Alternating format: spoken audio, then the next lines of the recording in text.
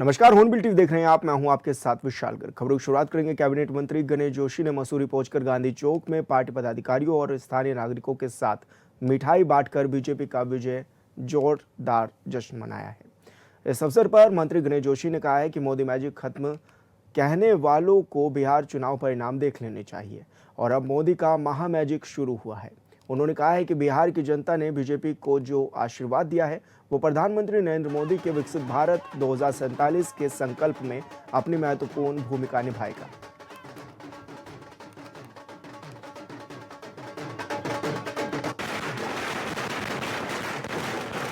मोदी जी का मैजिक समाप्त हो गया, उनको पता लग गया होगा कि मोदी मैजिक बरकरार है।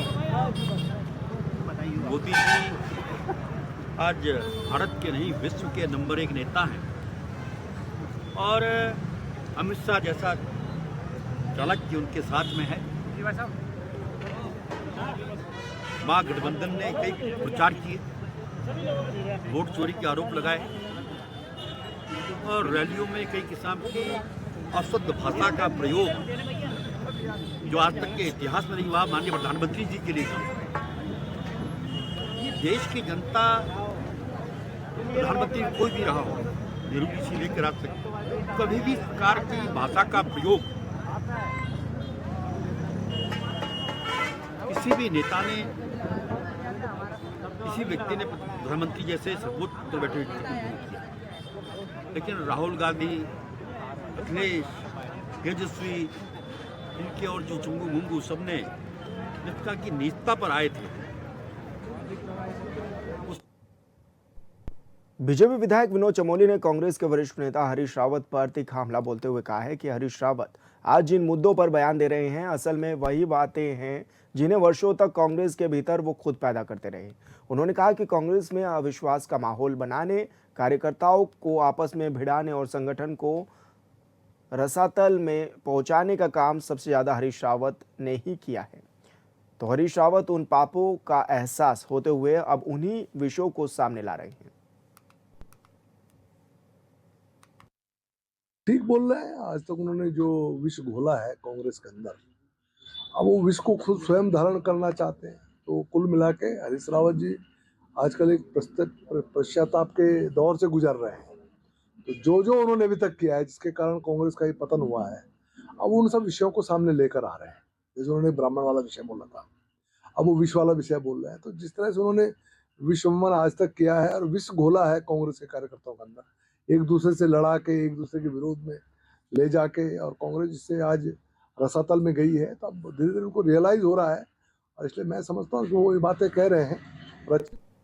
उत्तराखंड सरकार के राज्य मंत्री और 20 सूत्रीय कार्यक्रम क्रियान्वयन समिति के उपाध्यक्ष ज्योति प्रसाद गैरोला ने कांग्रेस नेतृत्व पर जमकर हमला बोला है।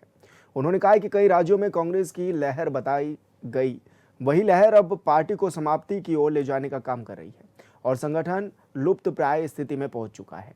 उन्होंने तंज कसते हुए कहा है कि कांग्रेस उत्तराखंड में सत्ता से बाहर होने के लिए खुद को तैयार रखे, क्योंकि पार्टी के शीर्ष नेताओं के बीच लगातार विरोधाभासी बयान सामने आ रहे हैं। इतनी नकारात्मकता के बीच कांग्रेस का टिक पाना मुश्किल दिखाई दे रहा है।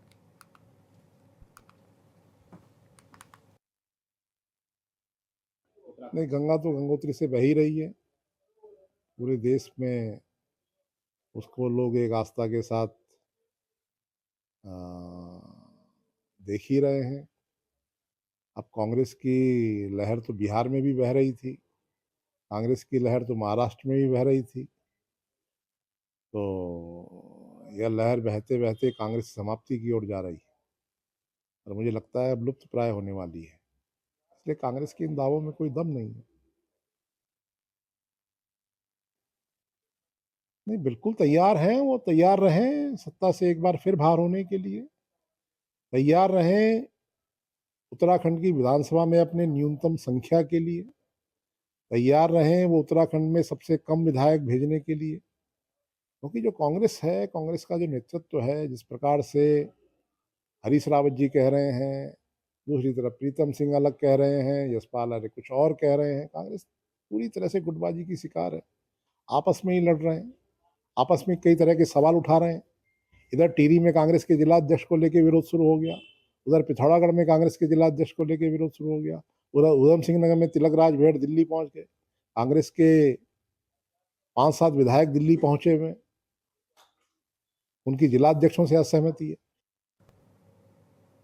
देहरादून के थाना राजपुर क्षेत्र में पूर्व मुख्य सचिव के बेटे के साथ हुई मारपीट का मामला अब राजनीतिक रूप लेता हुआ नजर आ रहा है। कांग्रेस के प्रदेश उपाध्यक्ष सूर्यकांत धस्माना ने इस घटना को प्रदेश की चरमराती कानून व्यवस्था का बड़ा उदाहरण बताया है और कहा कि राजधानी में कानून की धज्जियां उड़ाई जा रही हैं। उन्होंने दोषियों पर कठोर कार्रवाई की मांग करते हुए ये भी कहा है कि कानून सबके लिए समान है।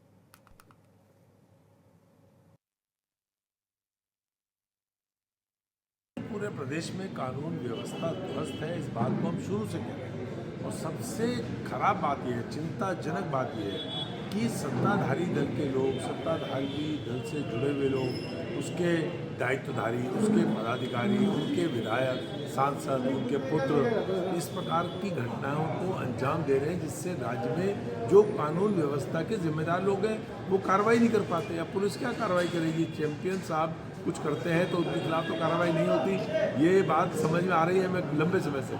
लेकिन उसके साथ साथ उनका बेटा भी जिस प्रकार के गुल खिला रहा है, जिस प्रकार से मारपीट कर रहा है, गुंडागर्दी कर रहा है, मैं समझता हूँ बहुत अफसोसनाक है। और राज्य की सरकार में इस प्रकार की घटनाएं आम हो गई हैं। चिंता सबसे बड़ी ये है कि जो रक्षक है वही भक्षक बन रहा है। उत्तराखंड की राजनीति में कांग्रेस संगठनात्मक बदलाव को लेकर सियासी बयानबाजी तेज हो गई है। बीजेपी प्रदेश प्रवक्ता हनी पाठक ने कांग्रेस के नए प्रदेश अध्यक्ष के पदभार ग्रहण कार्यक्रम को पार्टी का अंदरूनी मामला बताते हुए कहा है कि इस पूरे घटनाक्रम में बीजेपी का कोई भी हस्तक्षेप नहीं है। कांग्रेस का ये बदलाव खुद इस बात पर संकेत है कि पार्टी अपने पूर्व प्रदेश अध्यक्ष को नाकाम मान चुकी है। उन्होंने आरोप लगाया है कि कांग्रेस अपने ही नेतृत्व की कार्यकुशलता पर सवाल उठाकर यह साबित कर रही है कि पिछले कार्यकाल में संगठन पूरी तरह निष्प्रभावी और निराधार रहा है।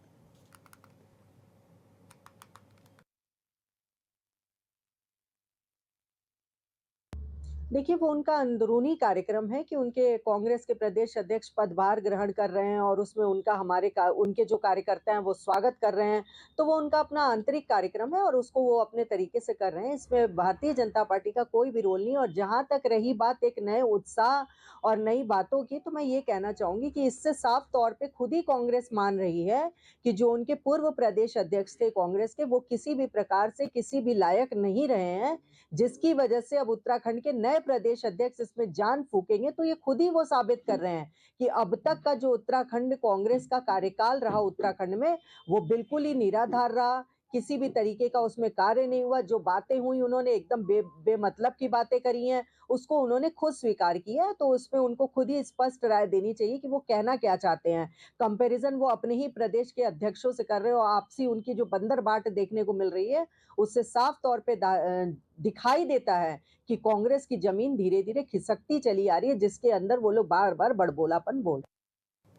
राजधानी देहरादून में बीजेपी विधायक कुंवर प्रणव सिंह के बेटे का एक कारनामा सामने आया है, जहां प्रणव के बेटे दिव्य प्रताप ने उत्तराखंड के पूर्व मुख्य सचिव एस रामास्वामी के बेटे आर यशोवर्धन के साथ दबंगई दिखाई। उसके साथ न सिर्फ मारपीट की बल्कि पिस्तौल दिखाकर जान से मारने की भी धमकी दी। कुंवर प्रणव के बेटे के साथ मौजूद गनर ने तिरंगे पर भी लात मार दी।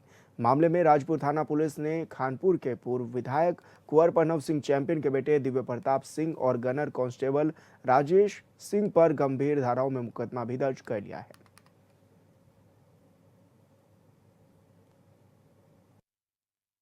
ये दो दिन पहले राजपुर रोड पर मसूरी डाइवर्जन से ऊपर ओल्ड मसूरी रोड पर एक ही मारपीट का मामला संज्ञान में आया था, जिसमें कि एक वीडियो भी संज्ञान में आया है। तो उस पर जो है पुलिस के द्वारा त्वरित कार्रवाई करते हुए उसमें विधि सम्मत रूप से अभियोग पंजीकृत किया गया है और उसकी तफ्तीश वगैरह की जा रही है।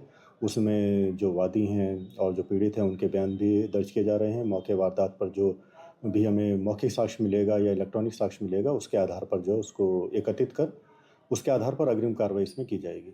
सर, इसमें कुछ ये पता लगा है कि किस बात को लेकर ये विवाद हुआ?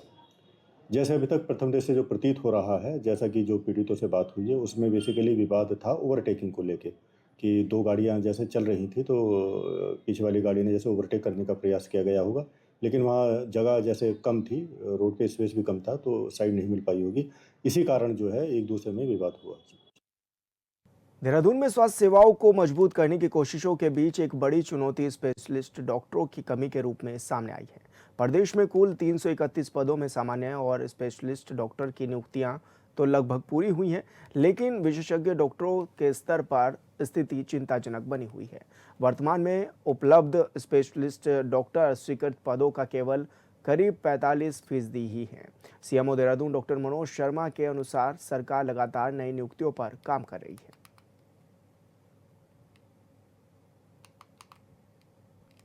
की क्या स्थिति है और खासकर स्पेशलिस्ट डॉक्टरों का क्या कुछ? देखिए, जो हमारे 331 जो पद हैं डॉक्टर के, स्पेशलिस्ट और सामान्य डॉक्टर दोनों को मिला करके, तो उसके सापेक्ष अगर हम सामान्य डॉक्टर की बात करें एज ए होल, मतलब पूरे अगर हम बात करें 331 पदों की, तो वो तो संविदा को मिला करके, यूकोट वीपी को मिला करके और हमारी जो परमानेंट नियुक्ति उसको मिला करके फुल हैं। लेकिन अगर हम इसी में स्पेशलिस्ट की बात करते हैं, विशेषज्ञ की बात करते हैं, तो निश्चित रूप से कम है। और जो हमारे पद हैं विशेषज्ञ, उसके सापेक्ष 45% के करीब ही हमारे जो विशेषज्ञ हैं वो नियुक्त हैं यहाँ पर। तो एक समस्या है कि स्पेशलिस्ट जो है कम अभी ज्वाइन कर रहे हैं। हालांकि सरकार के द्वारा लगातार प्रयास किया जा रहा है। पूर्व में भी आपने देखा 3-4 महीने पहले नियुक्ति की गई थी। अभी पुणे जो है 287 डॉक्टर का जो है वो अध्याचन जो है निकलने वाला है। तो लेकिन एक स्पेशलिस्ट उसमें हम लोग को नहीं मिल पा रहे हैं। ये एक बड़ी समस्या यूकोट वीपी के माध्यम से सरकार का प्रयास है कि हम किस तरीके से स्पेशलिस्ट डॉक्टर को, सुपर स्पेशलिस्ट डॉक्टर को लेकर के आए। तो प्रयास जारी है। देखिए, उम्मीद है कि शीघ्र ही हम लोग को स्पेशलिस्ट डॉक्टर भी। खबरों में आगे बढ़ेंगे। देहरादून में संभागीय परिवहन अधिकारी संदीप सैनी ने क्षेत्रीय कार्यालयों की ऑनलाइन मेडिकल और समीक्षा बैठक में राजस्व बढ़ाने के स्पष्ट निर्देश दिए हैं। इस दौरान उन्होंने बताया कि नवंबर समाप्ति की स्थिति में विभाग का लगभग 90% राजस्व पूरा हो चुका है, लेकिन वित्तीय वर्ष के बचे महीनों में इसे 100% तक पहुंचाना प्राथमिकता में है। कुछ कार्यालयों ने बेहतर प्रदर्शन किया है, जबकि कुछ को अब भी सुधार की आवश्यकता है। उन्होंने सभी आरटीओ को लंबित बकाया यानी एरियर वाहनों पर की गई कार्यवाही, नोटिस रिकवरी और उसकी प्रगति पर कड़ी निगरानी रखने के भी निर्देश दिए हैं।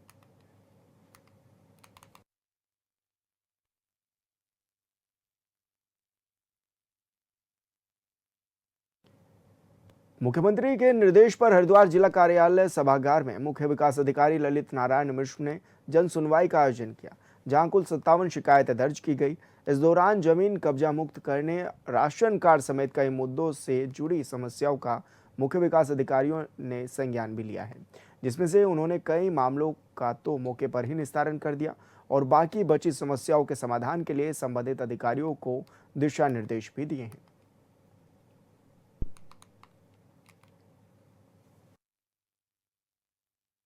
आज 57 शिकायतें इस आज की जनता दिवस में दर्ज हुई हैं, जिसमें 32 शिकायतों का समाधान मौके पे किया गया है। 6 शिकायतों को जांच के लिए या जैसी आवश्यकता थी उसके साथ रिफर किया गया है। सर, किस तरह की सजा आ रही है? जन सुनवाई लगातार होती है। शिकायतें अलग अलग तरह की थी, जिससे कुछ जगह पैमाइश की शिकायत है, दूसरी जगह पे अतिक्रमण की शिकायत है, कुछ जगह पर विद्युत को लेकर के और पेयजल को लेकर शिकायत है, और जोहड़ में अतिक्रमण को लेकर के शिकायतें आई हुई हैं। लहर को भी लेकर लहर रहती है कि जो भी शिकायतें हमारी 36 दिन से ज़्यादा पेंडिंग है और जिन विभागों की शिकायतें सबसे ज़्यादा अभी पेंडेंसी में चल रही हैं, उनको तत्काल निवारण किया जाए और शिकायतों की संख्या जो जन शिकायतें आ रही हैं उसको समयबद्ध ढंग से निस्तारण किया जाए। कुछ जगह ये पाया गया है कि 180 दिन से भी ज़्यादा शिकायतें पेंडिंग हैं, तो उस पर जो है प्रतिकूल संज्ञान। हरिद्वार के सहायक संभागीय परिवहन अधिकारी निखिल शर्मा इन दिनों पूरी मुस्तैदी के साथ परिसर की सुरक्षा और व्यवस्था पर नजर बनाए हुए हैं। उन्होंने बताया कि कार्यालय परिसर के भीतर और बाहर रोजाना की तरह आज भी खास अंदाज में निरीक्षण अभियान चलाया गया है। वहीं निरीक्षण के दौरान परिसर में रखी कुर्सियों और अन्य वस्तुओं की भी बारीकी से जांच की गई। जो भी सामान संदिग्ध स्थिति में मिला उसे जब्त कर लिया गया है, ताकि ये चीजें फालतू गतिविधियों का अड्डा न बन जाए।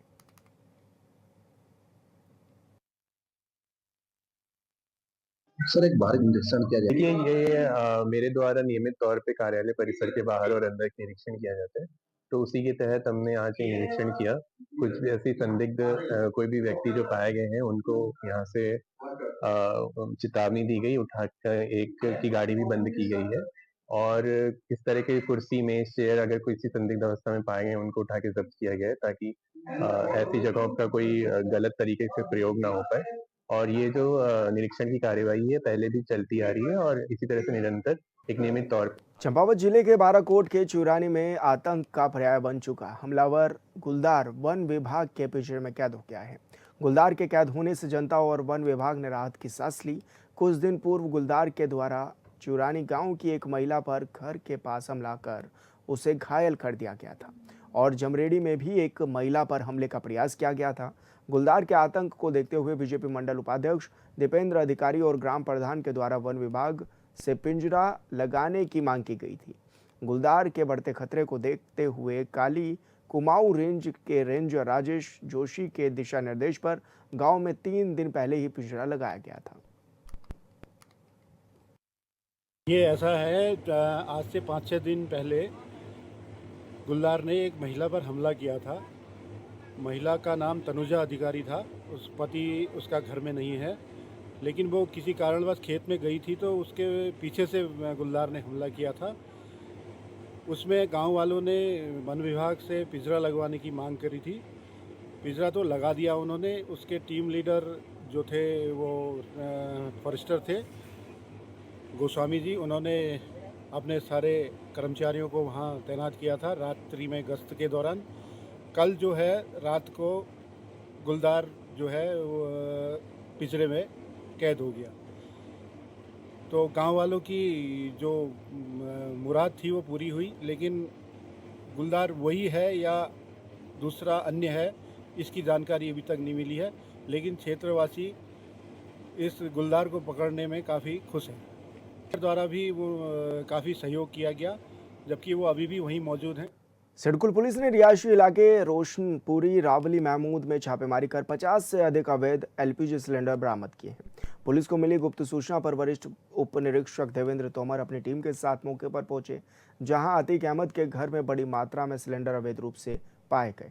पूछताछ के दौरान आरोपी किसी भी प्रकार का दस्तावेज, अनुमति पत्र और वैध प्रमाण पत्र प्रस्तुत नहीं कर सका है।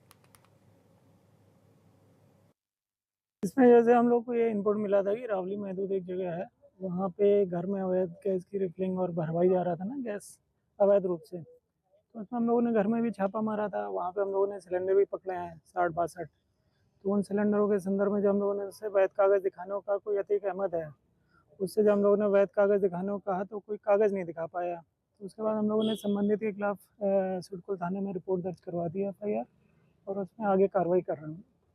ये अभी संज्ञान में आया आप लोगों के माध्यम से। जैसे जहाँ शिकायतें मिलेंगी हम लोग इसमें प्रभावी कार्रवाई करेंगे, और अगर इस तरह की कोई अवैध रिफिलिंग की जानकारी या कोई शिकायत मिलेगी तो हम लोग तुरंत उसमें जो भी।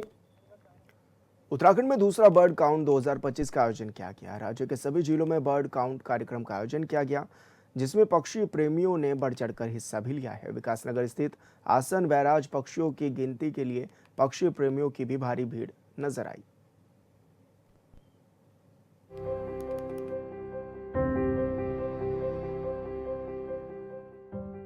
पंद्रह और 16 नवंबर को उत्तराखंड में उत्तराखंड बर्ड काउंट 2025 का आयोजन किया गया। देहरादून में विकासनगर की आसन बैराज झील पर भी ये कार्यक्रम हुआ, जहां बड़ी संख्या में पक्षी प्रेमियों ने हिस्सा लिया। बर्ड काउंट उत्तराखंड जैव विविधता बोर्ड के सहयोग से आयोजित किया गया, जिसका मुख्य उद्देश्य राज्य की पक्षी प्रजातियों का वैज्ञानिक दस्तावेजीकरण करना है। बेसिकली जो सेंट्रल एशियन फ्लाईवे से जो बर्ड्स यहाँ माइग्रेट करती है, तो बर्ड्स का जो विंटरिंग टाइम है is this only September, October, November, December. So it's in November. तो हमें जो भी पक्षी देखने को मिली है was with like red crested pochard देखने को मिल गई है, bar headed goose that is a Siberian, high altitude पे जो बर्ड फ्लाई करती है तो वो बर्ड भी हमें देखने को मिली है। इसके अलावा हमें ब्लैक आइबिस देखने को मिली है और बहुत सारे ऐसे पक्षी हैं जो हमें कॉमन पोचार्ड पक्षी हमें देखने को मिली है, यूरेशियन वीगॉन, बाकी एग्रेट्स कॉर्मोरेंट्स तो यहाँ के रेसिडेंशियली पक्षी हैं जो हमें दिखे हैं। बट इसके अलावा जो भी क्रेस्टेड पोचार्ड और जैसे मैंने बताया बार हेडेड गूस जो माइग्रेट करती है, गढ़वाल है, तो ये सारी पक्षी हमें देखने को मिली। कार्यक्रम के दौरान आसन बैराज झील की सुबह पक्षियों की चहचहाट और कैमरों की क्लिक से गूंज उठी। 2 दिवसीय बर्ड काउंट में प्रतिभागी पानी, घास भूमि और झील क्षेत्र में दर्जनों पक्षी प्रेमियों का अवलोकन करते दिखाई दिए। वैज्ञानिकों के अनुसार उत्तराखंड की आर्द्र भूमियां हर साल सैकड़ों प्रवासी पक्षियों का स्वागत करती है, जिन्हें रिकॉर्ड करना बेहद महत्वपूर्ण है। सर अगर इन्वायरमेंट की बात करें तो बीइंग अ रिसर्चर जो मैं फोकस कर रही हूँ, तो कैसे ये वेटलैंड एक रोल प्ले कर रहा है to serve a part of, मतलब इन लोगों को हैबिटेट, इन पक्षियों को हैबिटेट प्रोवाइड करने में। यहाँ की जो भी मैं वाटर क्वालिटी असेसमेंट कर रही हूँ कि वाटर की क्या क्वालिटीज़ हैं, क्या क्या पैरामीटर्स हैं, कैसे अफेक्ट कर रहे हैं बर्डिंग में। तो अगर देखा जाए एज कम्पेयर टू पिछले साल से और अब साल से, अगर मैं अभी एनालिसिस मैंने 2 करी नहीं है, अगर आगे करूँगी एनालिसिस, इस चीज़ में आ रही हूँ, तो पक्षियों का क्या नंबर बढ़ रहा है, उनके नंबर ऑफ इंडिविजुअल कितने बढ़ रहे हैं, घट रहे हैं, तो इस पे वाटर क्वालिटी का क्या इफेक्ट है। इस पे वाटर क्वालिटी के साथ साथ जिस भी खाने पे वो फीड कर रहे हैं, जो भी फौना है, चाहे वो फिशेस से रिलेटेड है, चाहे जो भी प्लांट्स पे वो फीड कर रहे हैं। बहुत सारी फिश ऐसी बहुत सारी बर्ड्स ऐसी हैं जो कि फिश पे ना फीड करके आपके ये फ्लोटिंग एक्वेटिक प्लांट्स पे फीड कर रहे हैं, आइकोनिया क्रैसिपस पे फीड कर रहे हैं। कॉमन मूर हैन स्पीशीज है जिसका एक हैबिटेट है आइकोनिया, तो इन पे क्या इफेक्ट पड़ रहा है वाटर क्वालिटी। राज्य के सभी 13 जनपदों में इस वर्ष 81 से अधिक पक्षी अवलोकन कार्यक्रम आयोजित किए गए। महिलाओं की सक्रिय भागीदारी और दिव्यांग पक्षी प्रेमियों के लिए आयोजित विशेष सत्र इस कार्यक्रम को और अधिक समावेशी बनाते हैं। विशेषज्ञों का कहना है कि इस तरह के कार्यक्रमों से न केवल पक्षियों की विविधता की जानकारी मिलती है, बल्कि स्थानीय समुदाय में संरक्षण के प्रति जागरूकता भी बढ़ती है। ये आसान बैरेज कंजर्वेशन रिजर्व है बर्ड का। ये तो उत्तराखंड का पहला रामसार साइट है। इधर तो ये विंटर सीजन में बहुत सारा माइग्रेटरी बर्ड्स आता है। उसमें red crested pochard, common pochard, mallard duck, gadwall आता है, कॉटन पिग्मी गूस आता है। इधर माइग्रेटरी बर्ड्स के अलावा रैप्टर भी है, पलास ईगल है। यहाँ पे नेस्ट करके यहाँ के बच्चों पैदा करके इधर से ले जाता है। और बहुत अच्छा जगह है बर्ड्स के लिए। यहाँ कंजर्वेशन भी अच्छा तरह हो रहा है। हम उधर से आए तो ये जगह देख के बहुत सुंदर लगता है। बर्ड्स भी बहुत सारा है उनका। हम भी पक्षी प्रेमी है, उनका डॉक्यूमेंट्स सभी कर रहे हैं, कौन सा बर्ड्स है, कितने नंबर्स में है, वो सभी सुबह से आके देख रहे हैं। 2 दिन तक चले इस बर्ड काउंट ने युवा प्रतिभागियों और प्रकृति प्रेमियों में जैव विविधता संरक्षण की भावना को और मजबूत किया। आयोजकों की माने तो आगामी वर्ष में इसे और बड़े स्तर पर करने की योजना है। Bureau report, hornbill TV. और फिलहाल इस बुलेटिन में इतना ही। आप देखते रहिए हॉर्नबिल टीवी। नमस्कार।